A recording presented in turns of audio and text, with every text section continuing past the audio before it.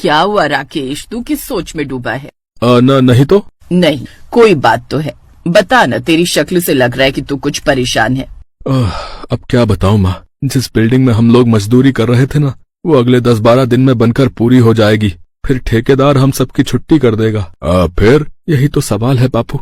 काम बढ़िया था, पूरा 1 साल काम मिल गया था। अब फिर नया काम ढूंढो। ठेकेदार को कहीं ठेका मिलेगा तो हमें भी काम मिलेगा, और तब तक खाली बैठना पड़ेगा। ऐसे तो बड़ी दिक्कत हो जाएगी जी। कोई दिक्कत नहीं होगी, वो है ना ऊपर वाला, वो जरूर कुछ न कुछ करेगा, तू चिंता मत कर बेटा।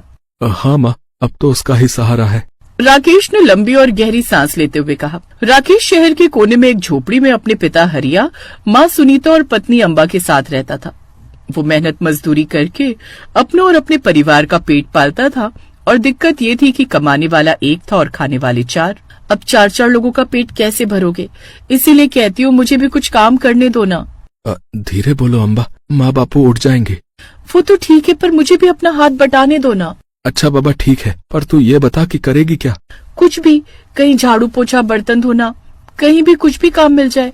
पर मेरे होते हुए तू क्यों पसीना बहाना चाहती है? घर में तुझे कम काम होते हैं क्या, जो अब बाहर भी करेगी? क्यों, आप सारा दिन खून पसीना एक नहीं करते हो क्या? तो मैं क्यों नहीं कर सकती? अच्छा बाबा ठीक है, देखता हूँ। अब खुश? हाँ बहुत खुश, और इसी खुशी में कल नाश्ते में मैं आपको पकौड़े खिलाऊंगी। पगली है तू पूरी। अगली सुबह अम्बा ने प्याज और आलू के पकौड़े बनाए और फिर। वाह अम्बा बेटिया, पकौड़े तो बहुत अच्छे बने हैं। हाँ सच में, कसम से मजा ही आ गया। तुमने पहले क्यों नहीं बताया कि तुम इतने अच्छे पकौड़े बनाती हो? इसमें अच्छा क्या है, बस थोड़ी मसालों की समझ होनी चाहिए और थोड़ा तेल का अंदाजा। पकौड़े न कच्चे रहे और न जले, बस और क्या। अरे तो पहले क्यों नहीं बनाए कभी? तेल पता है कितना लगता है पकौड़ों में? कह तो ऐसे रहे हैं जैसे जहाँ पनाए कहीं के। फिर कुछ दिन बाद, सुनिए ना, वो काम की बात की क्या मेरे लिए? हाँ की थी। मैं जिस बिल्डिंग में काम करता था वो अब एक बढ़िया होटल बन गया है। वहाँ सफाई के लिए कुछ औरतों की आवश्यकता है। ज्यादा काम भी नहीं है, पूरे होटल की सफाई करनी है, जिसके लिए 5-6 औरतें चाहिए उनको। कह रहे थे कि पगार भी ठीक दे देंगे। अरे वाह, ये तो बहुत बढ़िया बात है। क्या बढ़िया है इसमें भला? अरे न घर घर जाने की किटकिट और न पैसों की झंझट, एक ही जगह दिल लगाकर काम करो और पैसे कमाओ। अब ये मत कह देना कि एसी में पोछा लगाने में बहुत मजा आएगा। हाँ, ये तो मैंने सोचा ही नहीं, सच में बहुत मजा आएगा। तू पगली है पूरी, लेकिन मैं तेरे लिए खुश हूँ। कम से कम तुझे मेरी तरह धूल मिट्टी में और धूप में ईंटें तो नहीं ढोनी पड़ेंगी। तो इसीलिए तो हाथ बटाना चाहती हूँ आपका। वैसे जाना कब है? कल सुबह चलेंगे, मैं भी तेरे साथ चलूंगा। अम्बा बहुत खुश थी, उसे होटल में काम करने का मौका जो मिल रहा था। अगली सुबह राकेश अम्बा को लेकर होटल चला गया। फिर उसी शाम। कैसा रहा पहला दिन? बहुत बढ़िया। कितना बड़ा होटल है वो, बाप रे। तो पूरे 1 साल काम चला है उसका। और पता है, उन्होंने हमें एक ड्रेस भी दी है और कहा है कि रोज इसी ड्रेस को पहन कर आना है। हाँ, मैं तो ये सोच रही थी कि रोज रोज मैं क्या पहन कर जाऊंगी, लेकिन ये झंझट भी खत्म। अच्छा सुनो, मैं बताऊँ आज क्या हुआ? हाँ बताना क्या हुआ। अम्मा बाबूजी को भी बुला लो, फिर बताती हूँ। कुल मिलाकर हम 6 औरतें हैं, सबको अलग अलग जगह की सफाई की ड्यूटी मिली है। ड्यूटी मतलब? अरे अम्मा ड्यूटी मतलब जिम्मेदारी।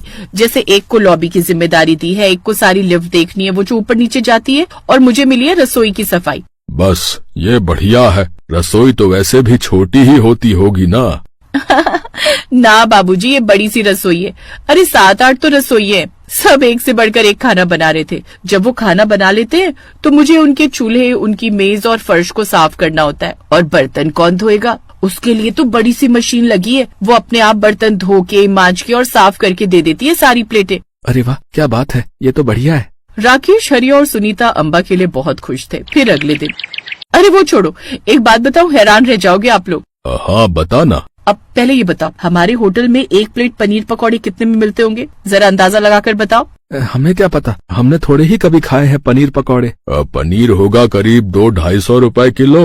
थोड़ा बेसन, मसाले वसाले।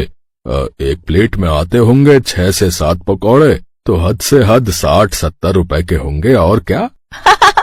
बाबूजी, पूरे 400 रुपए की 1 प्लेट मिलती है पनीर पकौड़े की वहाँ पर। हाय दैया, और लोग खाते भी है इतने महंगे पकौड़े। हाँ बिल्कुल खाते हैं, और पता है वो तो वेटर लोगों को 50 से 100 रुपए अलग से दे जाते हैं ऐसे इनाम में। अच्छा, तो क्या वेटर बनाते हैं वो पनीर पकौड़े? नहीं जी, बनाते तो कुक है, पर टिप वेटर लेकर जाते हैं। ये सही है, मेहनत किसी की और इनाम किसी को है। नहीं बाबूजी, कुक लोगों को इनाम की जरूरत नहीं, उनकी तो तनख्वाह होती है कम से कम 30 से 40 हजार रुपए। महीना?